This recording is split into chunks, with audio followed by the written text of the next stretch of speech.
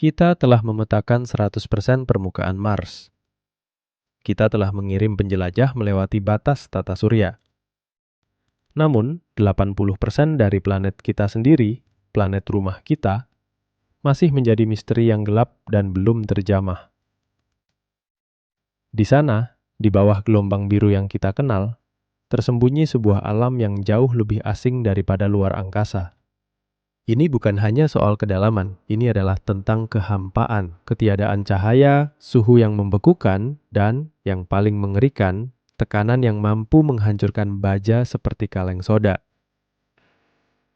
Ini adalah perjalanan vertikal menuju kegelapan abadi, di mana setiap meter adalah tantangan terhadap sains dan kehidupan itu sendiri. Inilah kisah kengerian laut dalam. Sebuah tempat di mana mimpi buruk berenang bebas dan manusia hanyalah makhluk rapuh di ambang kehancuran.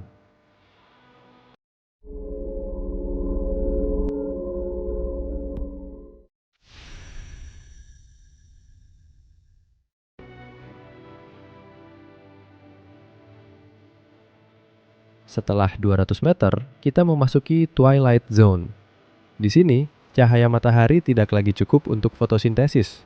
Ini adalah zona senyap, tetapi penuh dengan aktivitas mematikan. Bayangkan kamu tersesat di bawah sini. Di atas kamu, ribuan ton air menekan setiap sentimeter tubuhmu. Makhluk-makhluk di sini tidak perlu bersembunyi. Mereka beradaptasi untuk membunuh dalam kegelapan.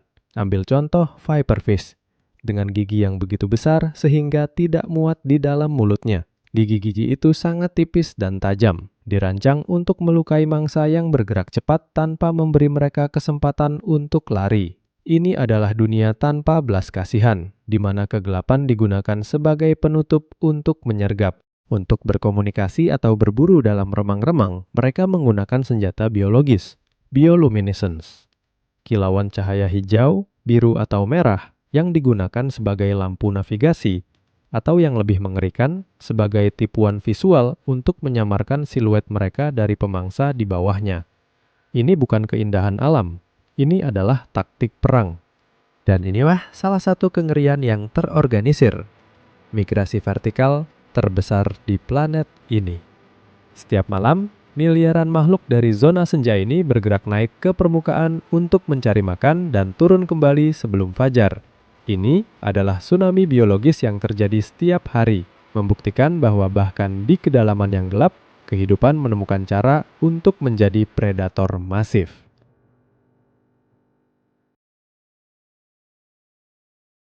Di bawah 1000 meter, kita mengucapkan selamat tinggal pada matahari. Kita memasuki zona bati pelagik atau malam abadi.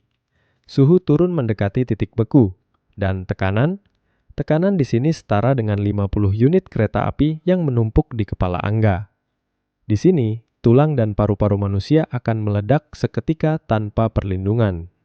Kengerian bati pelagik diwakili oleh makhluk paling ikonik di kedalaman, anglerfish. Makhluk ini adalah definisi dari kengerian evolusioner. Betina memiliki duri bercahaya, SK, untuk menarik mangsa ke mulutnya yang besar. Mereka tidak perlu bergerak cepat, mereka hanya perlu menunggu. Dan ketika mangsa mendekat karena penasaran terhadap satu-satunya cahaya, mereka ditelan utuh dalam sepersekian detik. Di sini, mencari pasangan adalah perjuangan hidup mati. Beberapa spesies jantan sangat kecil. Mereka akan menempel secara permanen pada tubuh betina, menyatu secara biologis. Jantan mati dan menjadi sumber sperma abadi. Ini adalah cinta yang mengerikan, di mana salah satu pihak menjadi parasit seumur hidup demi kelangsungan spesies. Dan ada fenomena gigantisme laut dalam. Tanpa tekanan predator dan suhu yang dingin, beberapa makhluk tumbuh melampaui ukuran normal mereka. Bayangkan seekor kutu laut yang tumbuh sebesar kucing, atau cumi-cumi yang membesar hingga seukuran mobil. Di laut dalam, yang besar memiliki keuntungan mutlak dan yang kecil harus hidup dalam ketakutan abadi.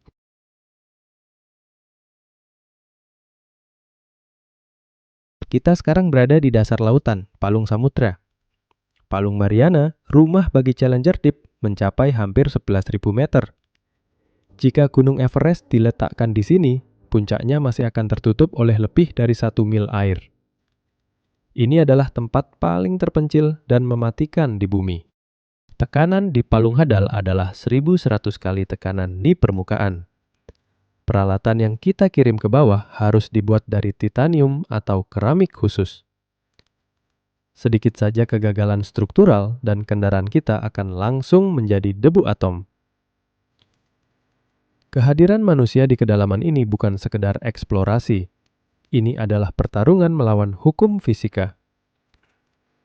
Di dasar laut ini terdapat ventilasi hidrotermal, celah di kerak bumi yang memuntahkan air super panas mencapai 400 derajat Celcius. Di permukaan, air ini akan mendidih, tetapi di bawah tekanan abisal, air ini tetap cair. Ini adalah ekosistem yang mandiri, tidak bergantung pada matahari, melainkan pada panas internal bumi. Ini adalah neraka bawah laut. Bagaimana kehidupan bisa ada di sini? Jawabannya adalah adaptasi ekstrim. Makhluk-makhluk ini tidak memiliki kantung udara yang bisa meledak. Protein mereka telah berevolusi untuk tidak hancur di bawah tekanan gila ini.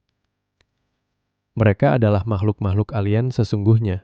Di palung hadal, kita tidak menemukan ikan besar, tetapi invertebrata rapuh dan yang mengerikan, bentuk kehidupan yang memanfaatkan racun kimia sebagai energi.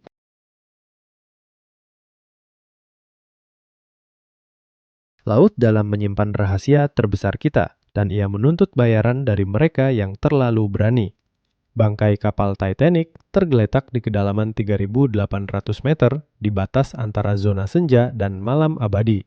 Kehancuran terbesar di sana bukanlah gunung es, melainkan lingkungan laut dalam itu sendiri, yang mengklaim bangkai kapal itu menjadi miliknya selamanya. Pelajaran pahit paling baru adalah tragedi kapal selam Titan. Kapal selam yang dirancang untuk menahan tekanan ekstrim, namun gagal. Implosi terjadi dalam sepersekian milidetik tanpa ada waktu untuk bereaksi. Ini adalah pengingat yang serius. Bahkan teknologi modern pun hanyalah sehelai kertas tipis melawan kekuatan alami lautan. Laut dalam tidak peduli dengan ambisi manusia. Ia hanya menuntut kepatuhan pada hukum-hukumnya. Kita hanya mengetahui kurang dari 5% dari samudra kita. Di kedalaman yang belum terjamah, mungkin ada spesies yang akan mengubah pemahaman kita tentang evolusi. Mungkin ada rahasia geologis yang dapat menjelaskan bumi itu sendiri. Laut dalam adalah ruang hampa yang mengerikan, sunyi, gelap, dan mematikan. Namun, ia adalah sumber kehidupan dan misteri terbesar kita. Semakin kita berusaha menyelam, semakin jelas kita menyadari kita belum menguasai apa-apa. Kita hanya tinggal di tepi, di atas lapisan air tipis, sementara di bawah sana, kegelapan abadi menunggu. Sampai jumpa di episode selanjutnya.